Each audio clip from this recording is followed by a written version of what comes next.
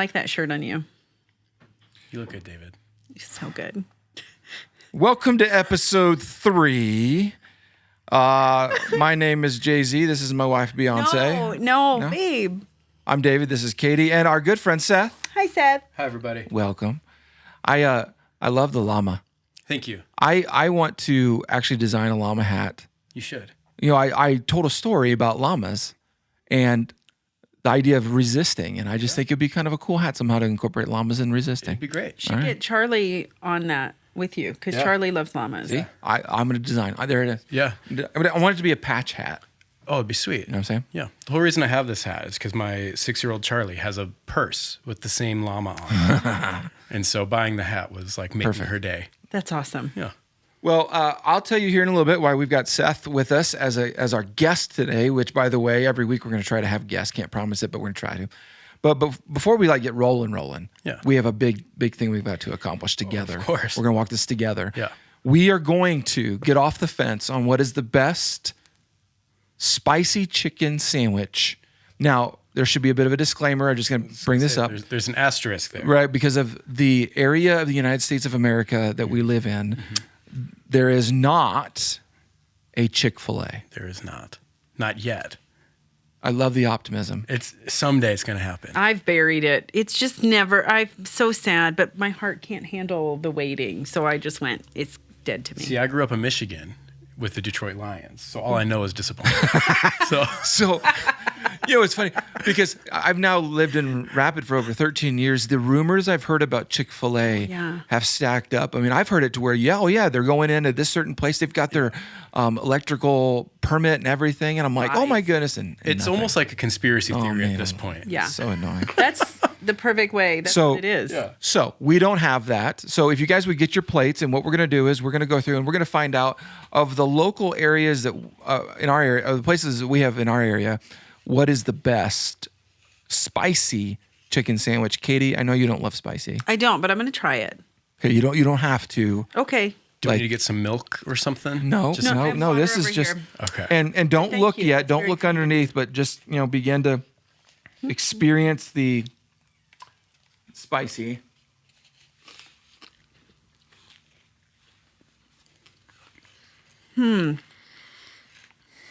I think the sauce on one of them is going to give it away for me. Ooh, that was a slow spicy. Did it have a pickle? No. So Tina didn't get these with tomatoes because David doesn't like tomatoes. I feel like sometimes the tomato cuts the spice. That's true. Whoops. Okay. Kind of register in your mind. We need a palate cleanser. I know, that's what, yeah. Need a LaCroix. This is... Seth, if you're not careful, you're going to be a permanent guest on this thing. This is a sloppy one. I try so hard to like LaCroix. I want to be a person that likes that. I don't think anybody actually loves it, but it's like a big enough social construct that you have to like it. See, yeah. It just looks cool. That was an interesting one I just had. Mm-hmm. I've got comments about it, but let me finish. I think I know what this one is. Oh, this is really hard. And I think I know what the first one was. One of them tasted like one that I would make. So that one's off the list right now because I'm not that great at cooking. Okay, I'm going to put them in order.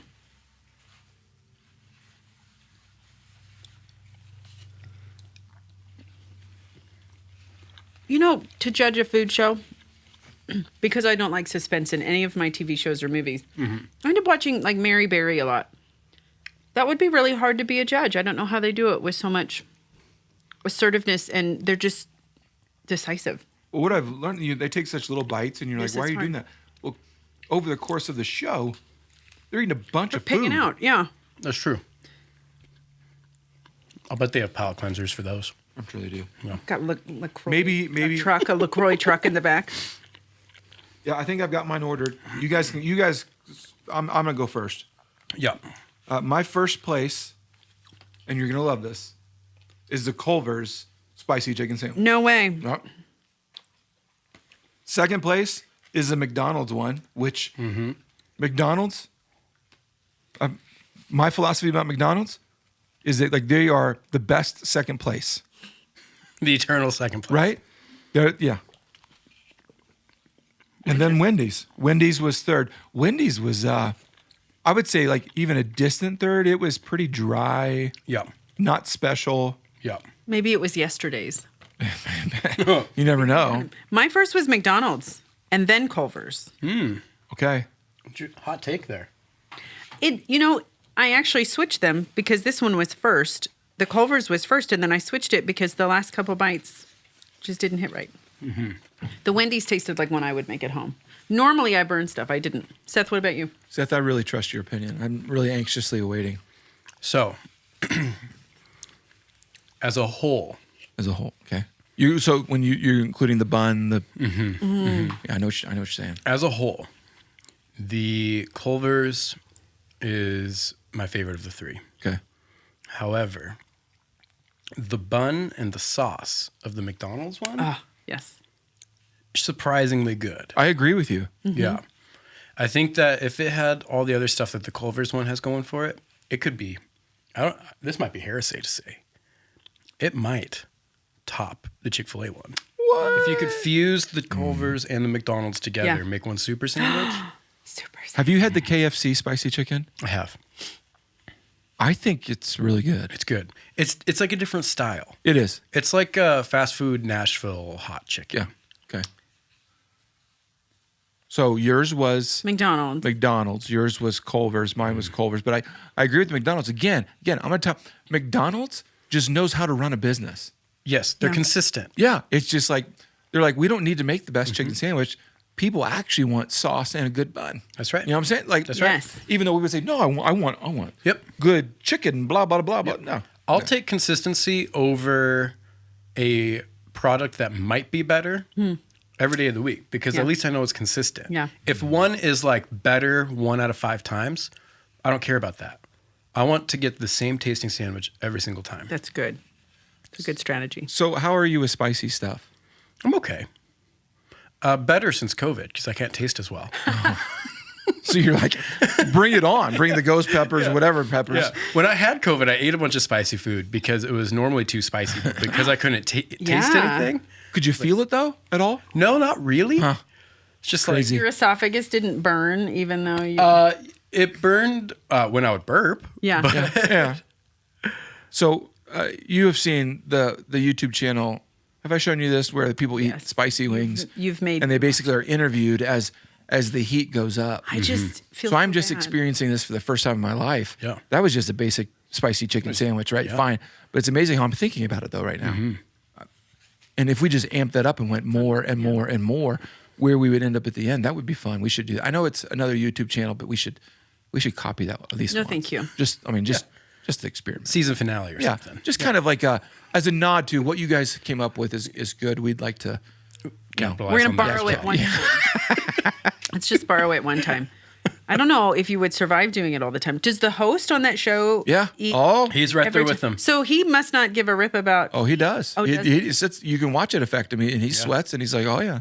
How, I wouldn't be able to focus. I would just. He's- I and would he's start good. talking like I was having a stroke or something. It's actually pretty amazing because as the heat goes up, the questions get harder. Yeah. oh. And they you'll see literally turn up people the like heat. trying to think, but then they're touching their face, and then they're crying, and then they're swearing, and then they're trying to find milk. Yes. And then it's pretty glorious, actually. I would love. There's probably a study out there to find out if milk is actually the best, like marriage between too hot. And what is it? Milk. According to the show, yeah, because a lot of the hot in the foods, like whether it be the wings or a sandwich, the oil, whatever you got going on with oil, Sure. is what and water's not going to do much. So the with milk that. tempers it. Yeah.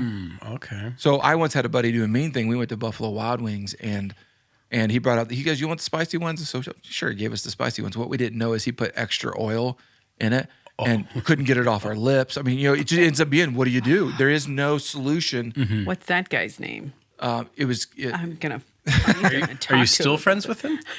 We haven't talked. That's a good segue, Seth, into what we're going to talk about today. Oh, yeah. So Seth, How long have we known each other now? I mean, you're talking. Are we into a decade yet? Almost. It's been about 8 years. Yeah. Yay. That's awesome. Yeah. Well, Seth, we all actually work together. But what I want to talk about in this episode is one of the things that many people, I might say 99.9% of people, 100% of people deal with it, is when we go through hurt, when we go through stuff, and that hurt is attributed, it is involving another person. I think almost every one of us have a moment of wrestling with forgiveness, bitterness. What do I do with this person? Whether it's all their fault or not, that's, I think, almost not even the most relevant piece to it. But like, what do I do about this pain that's connected to this other individual or this group of people or this organization or this whatever? What in the world do I do with that? Yeah. And I've known you well enough, and just so everyone's clear, Seth is not, I'm not springing this on you right now and going, hey, you didn't know what we were going to talk about. Surprise! Which, how about that for a podcast? Yeah, right. You're a guest. What are we talking about? I'm not telling you yet. Give them hot wings and a surprise topic. There you go. And then just roll with it. So, Seth and I have talked about this, but Seth, but along with many of us, have experienced hurt, but how Seth has walked that, how you've walked this out has been profoundly influential in my own life. And I one of the things that has always moved me is how you treat people. Like you're just, I don't want to just say you're just good at it, because I don't think you work at it, but it's not, but I want to talk about this. So I think that bears then you giving some, as deep as you want, as far as you want, or wherever you want to go with this. But you have your own story of walking through stuff. I want you to share it with all of us, and then let's just kind of talk about it and what you've learned from it, and maybe even some guidance for all of us. Totally. So I'll kind of start with where I'm at now, and we'll work backwards. Perfect. So, my wife Amanda and I have been married for 5 years as of last week. We have a 6, almost 7-year-old daughter named Charlotte. She goes by Charlie or Chuck or any other many nicknames that we have for her.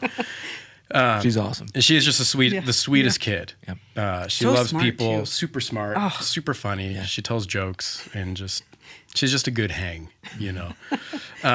Before Amanda and I met, Amanda had Charlie, so I adopted Charlie right around 2 years of Amanda and I being married. So it's just been really cool to see restoration and all of that, and we'll kind of talk more about that in a little bit. But before Amanda and I met, I got married when I was really young. I was 19. Dang. And by the time I was 22, we were divorced. Okay. So it was a very quick turnaround. And in the grand scheme of most divorces, ours really wasn't that bad. We didn't have like a ton of assets because we were super young, Yeah. We didn't have any kids. And so it wasn't like, it wasn't a messy divorce like how a lot of them tend to be. Yeah. But that doesn't mean it still didn't hurt. Yeah. And the process of walking through that was invaluable to me. It's something that I would never change. The things that I learned, the lessons that I learned, are honestly one of the things that I treasure most in my life and value the most. And as a result of those things, Amanda and I have a beautiful daughter that has a family that she probably wouldn't have had otherwise. Yeah. And so that's kind of the 2-minute version of it. The longer version is a lot of intentionality. Okay. I think when it comes to topics like forgiveness and working through hurt and those processes all take time. Yeah. And it's really unfortunate because so often we want those things to just be really quick fixes. And it was about a 2-year process of me going to counseling with the local guy here and having a good support group around me of working through those things. But did you, when just going through that, in the world of forgiveness, were you a person who like, I want to forgive? or I don't want to forgive, Yeah. or I think we all take different approaches. Going, I'm not going to think about it. It's no big deal. It's like, that it was. But removing like who's at fault and all that kind of stuff, it's still there's a person and there's pain. Yeah. Did you want to, or was that even a part of the process? I'm just curious. Yeah. So it was something that we worked through specifically in a handful of our counseling sessions, but it was something that I kind of went into like, I should forgive because being a good Christian person is what you're supposed to do. It's what Jesus said to do. But at the end of the day, one of the things that I started doing through that 2-year process was the only prayer I would pray was the Lord's Prayer. Okay. So it didn't matter if I was praying with like a small group and it was like, all right, we're all going to pray. I would just pray the Lord's Prayer. Okay. And the reason that I did that was my thought process was if Jesus says that this is how you're supposed to pray, then I'm just going to try that and just kind of see what happens. And the thing that stuck out to me as I went through that process was certain phrases would stick out as I would pray it. Okay. And one of the phrases that sticks out is forgive us our debts as we've also forgiven our debtors. And I didn't go to Bible school or anything, so I don't know, the original language or any of that stuff. But I did, and I don't know. Right. So, okay. But I think that often, I really like the word debt and debtors in that situation because I think that we often look at forgiveness almost like a transaction where we want to forgive someone and get something back from them. Maybe we want an apology from them. Maybe we want closure from them. Maybe we want any number of different things from that person. And at the end of the day, forgiveness isn't a transaction. It's not something that you do for somebody else, but it's a way of you letting go of those things. It's a way of letting go of the control of that person or what you think they should or should not do. Yeah. And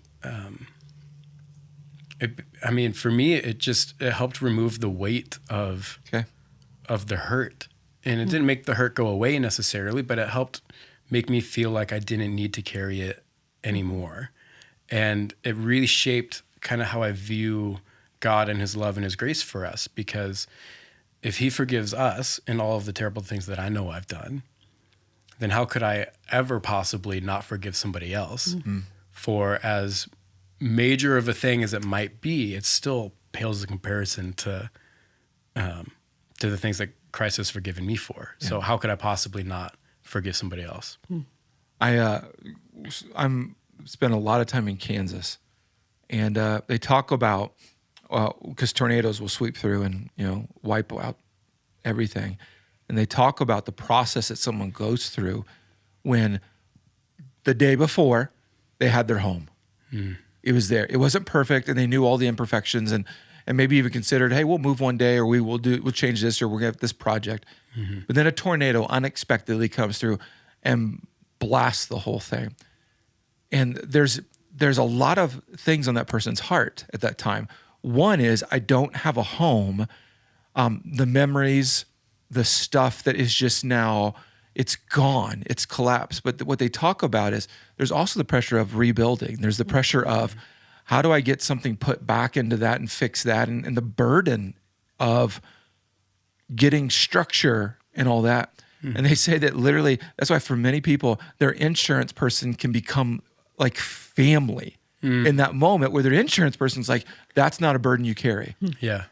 You don't rebuild on your own. This is not solely now on your shoulders, as well as dealing with the loss of such and such.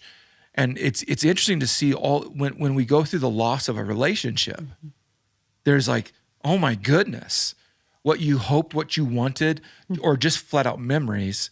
But then what almost overburdens that is you also feel at the same time the pressure to rebuild, or like what you're talking about, or to get the pain away, to move on, and it's like no. The pain that you really can't do much about is that it hurts, that's what you wanted. It's not there anymore. Yeah. Right. Totally. Okay. Yeah. Okay. But that burden, what you at least hopefully I'm interpreting what you're saying. Totally. But that burden's not. You learn that's not. No. I don't carry both. Yeah. I think we often want quick fixes and quick solutions and just to kind of ignore the pain and ignore the hurt and hope that all those problems and everything just kind of go away. Yes. Yeah. And do we talk Enneagram on this podcast? Yeah, let's do it. Okay. So being an Enneagram 7, I've pretty much spent my entire life know that. avoiding hurt and pain. Okay. Which obviously everybody does. Yeah. But when I was first like learning about the Enneagram, I thought it was just kind of this normal, stupid personality test, like most personality tests that I Right. that's what I think of most of them. And I remember reading the description for the 7, and I was like, maybe, but this is all kind of like broad, generalized stuff. And at one point it said like, we'll often laugh in awkward or really tense situations. And I was like, oh, I've done that my entire life. Like anytime I'd get in trouble as a kid, I'd have to try really hard to not start laughing, like while I'm getting yelled at. Or, you know? Wow. Yeah. And the thing with working through hurt and forgiveness and that whole process is, as much as you want to sweep it under the rug, and as much as you want it to just go away and move past it, you kind of have to sit in it for a little bit. Yeah. And I think that we see that in the Old Testament a lot, right? Yep. We see people sitting in ashes. Literally, like sitting on the ground. Yeah. And there's something about just sitting there and knowing like, yeah, this is a thing. Yeah, it sucks, but I'm working through it. Yeah. That in of itself is almost a therapeutic process. But you're completely right with these things. You can't go through them alone. Yeah. Right. With families in Kansas and tornadoes, like their insurance person becomes their family. And when I was working through everything, I had 4 or 5 people that I know I could call at any minute of any day and either go to their house and just sit or talk about how much life sucked at the moment. And they would listen and they wouldn't give like cliche, you know, picture frame answers. They would just say, yeah, that really sucks. Yeah. And that would be it. And it was amazing. And it was great. And I remember one time in particular, I called you up and drove out to your house. Yeah. And we got in your car. We drove to Wendy's, which is the only sandwich there, by the way. Drove to Wendy's, we got a sweet tea, and we drove back. And it was maybe a 30 or 40 minute ordeal. And that was it. We talked a little bit, but it was just being able to sit in a lot of suck with somebody and not feeling like I needed to immediately try to claw my way out of it. Yeah. You know, I think pain, because I mean, pain sucks. Pain does that to us where we think the way to approach pain is to run from it, get it over. I'm not suggesting that we all find some sort of satisfaction in just sitting in pain and being like, I love this. No. Because I think sometimes people do that. They'll sabotage their lives in order just to feel and just be in pain. And but I think that's why these are off the fence kind of topics. They're gray. They're just flat out gray. And it's like there's no miracle thing to say to get rid of all the pain. Yeah. There's also no miracle thing to say, hey, that didn't really happen. Or no, it's gray. It's like, yeah, I don't know what to say. Yeah. And that will fix it. It's just like, you just be. Exactly. But you also have to figure out your next steps. You know, when I work with musicians, it's not uncommon to get off stage from a worship set or from a gig or something. We'll walk backstage and somebody will be really upset over like a voice crack or a bad note or just a very obvious mistake, right? And I tell them all the same thing. I say, you have 5 minutes to feel bad because that sucked. You know, that's okay. I'm not going to try to hide it or lie to you and say that bad note didn't happen or that nobody heard that voice crack because odds are people probably did. Yeah. But you have 5 minutes to feel bad. And then after that, we're going to sit down together and we're going to figure out what happened and how do we fix it for the next time, right? If it's a wrong note, was it maybe we could have been more prepared? Maybe we could have practiced more. If it was a voice crack, did we warm up enough? Is the song maybe in a bad key? Like there's always a moment that you need to just acknowledge, like, yep, that sucked. And you feel bad for a little bit. And then you have to figure out what went wrong and how do you fix it for the next time. Yeah.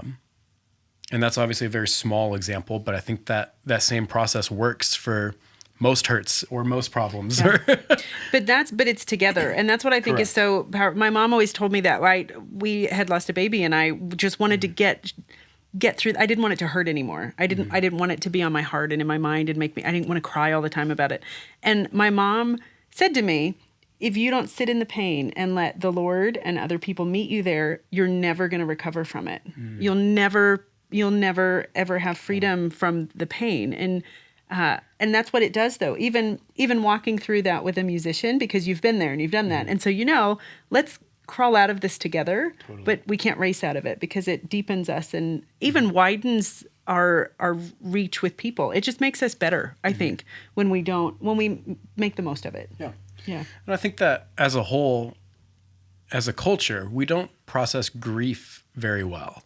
Yeah. And I think in order to really heal from most things, you have to be able to grieve it. Like how many times have we known somebody who's lost a loved one and we maybe call them or text them condolences and they'll say like, it's okay, they're with Jesus now. And it's like, sure. But like, how are you doing? Like, it's okay. It's okay. They're with Jesus now. It still hurts. Yeah. But it still hurts. Yeah. And like, yes, they're with Jesus. They're living their best life now, but we're still this side of glory. Yep. Yeah. And that still hurts for them.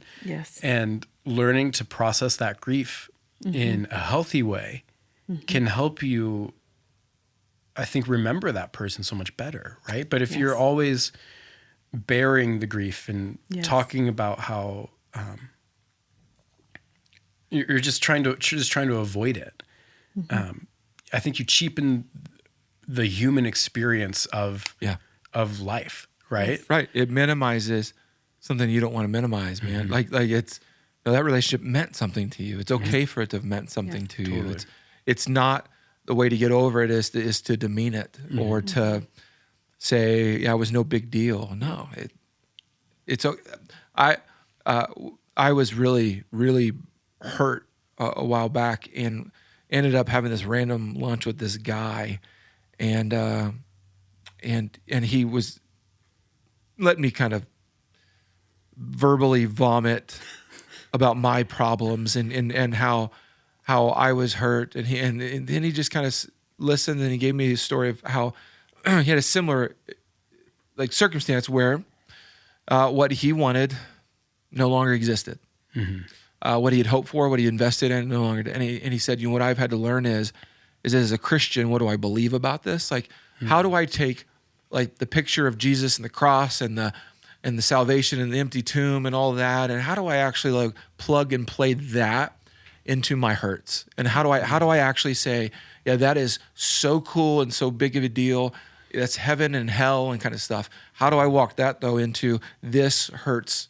And he talked about, he's like, as Christians, we believe in the power of the resurrection. He goes, and so that's not just like this physical, Jesus Christ comes back to physical life. And I see this in your life.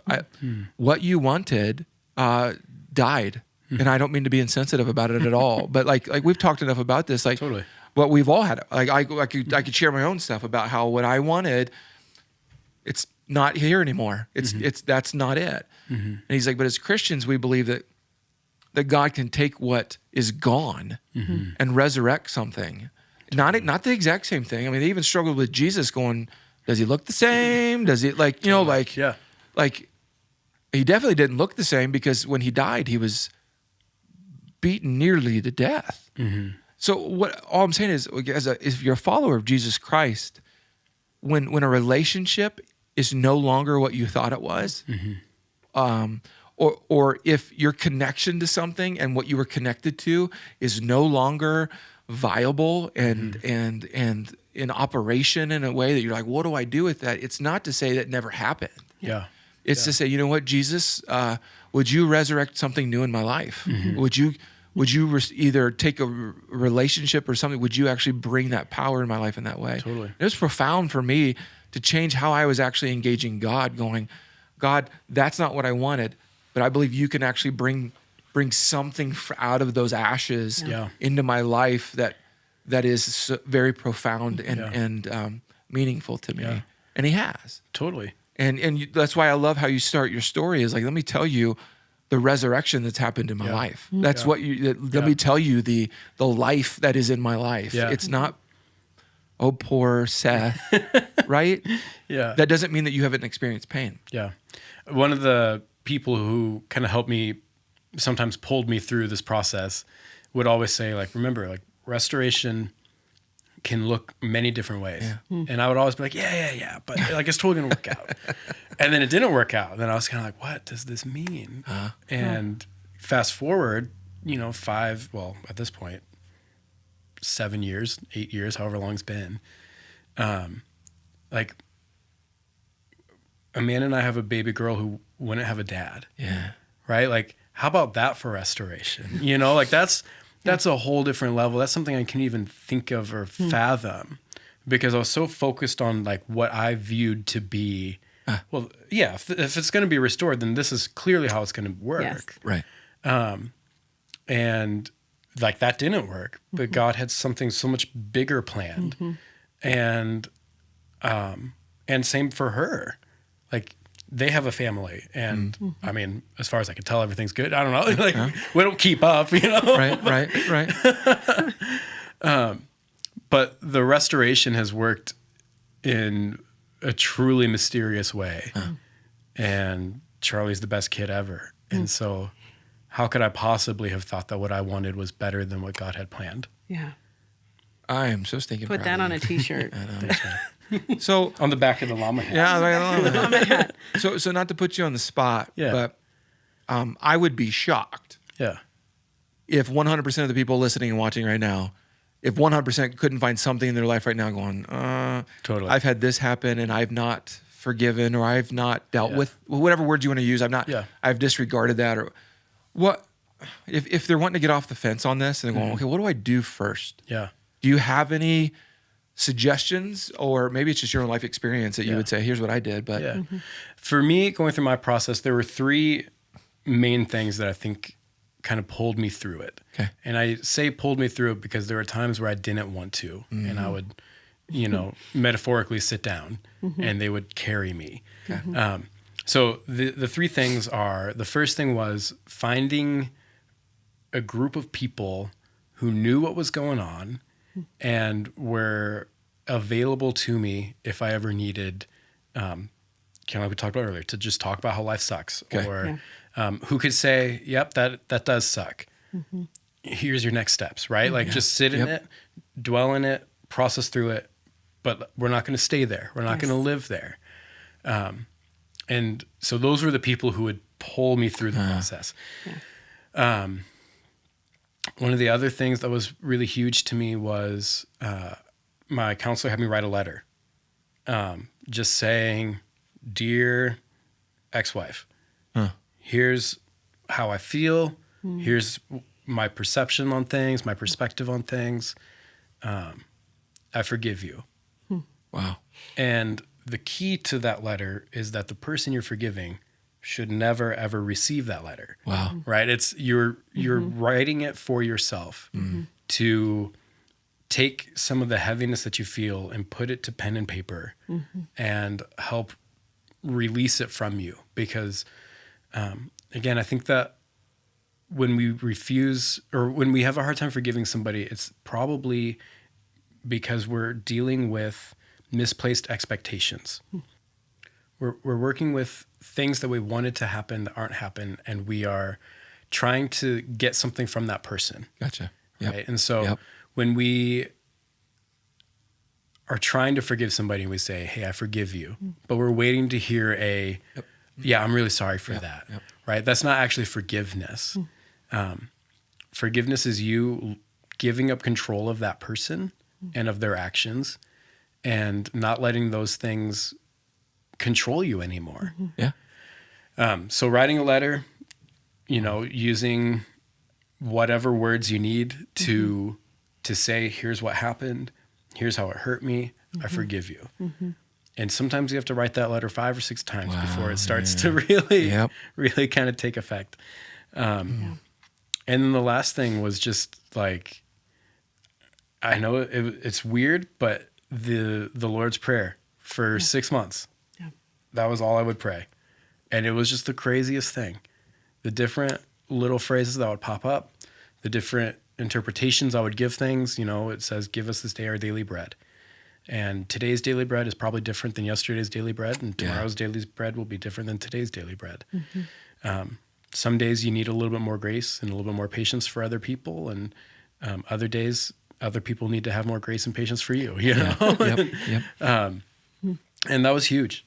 That was huge. So I think if all of us walk that out, I think that's awesome. Yeah. Hey man, thanks for your vulnerability. Like I think that it's easy for us to have conversations where we stay above sea level, you know, and be like, oh, that's neat. No, thanks for taking us for a deep dive into your own personal life. I think that's it, just your story. I think helps all of our stories. So thanks, man. Highest respect for you. In my experiences, not everyone in life is enjoyable to be around. And the counselor in me, the pastor in me knows that oftentimes that's because of how people deal with their own hurts. So a compliment to you, you are enjoyable to be around, and you're a guy that I know that's had hurts. So it tells me how healthy you are. Thank you. So you're a blessing. I'll get all emotional. To us, our oldest son, you're just a huge blessing to us. Thanks for giving us time. Thanks, David. Yeah. Well, everybody, thanks for listening. We love you with all of our hearts so much. Bye, friends. I never want to say bye. Say bye, bye, friends. Goodbye, everybody. Make right choices. That's what I tell Charlie every day at school.